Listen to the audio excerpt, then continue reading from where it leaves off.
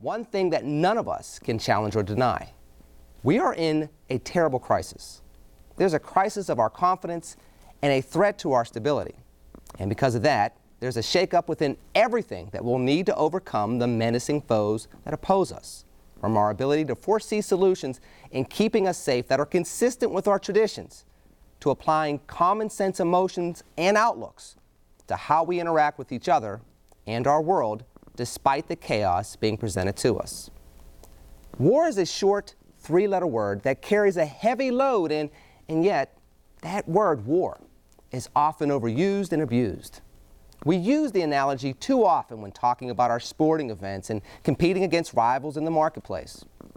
However, as we are seeing now in the fear around the nation and in many actions of many Americans, real war, real terror, real fear for our lives in this homeland, on our soil, that creates a fog of war that threatens to blur our sense of right and wrong and confuse what is necessary with what is comfortable.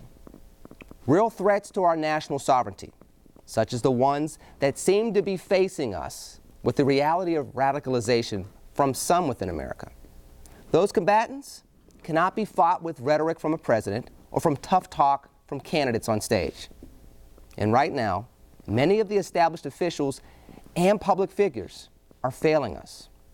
Strategy is required at a time when the ones that have been offered have been questioned by many, especially when we see inconsistent results. Endgame scenarios must be understood at a time when two nations are increasingly fractionalized and many other nations in the region have been influenced and overrun by ISIL and their partners in war crimes.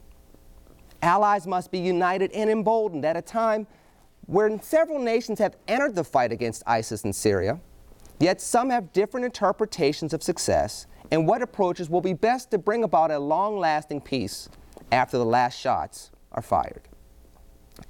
I said last week that leadership matters, and in times like these, it certainly does. Anything other than strong, visible, and inspiring leadership that bridges gaps and instills hope is insufficient in bringing down the anxiety, keeping safety a priority, and maintaining American values as a requirement in how we conduct ourselves in this war on terror. And yes, this is a war. Not your great-grandfather's war from 70 years ago, or even your war from Vietnam or Desert Storm. However, it is a war, one that will need prayer, persistence, and pragmatic leadership to win.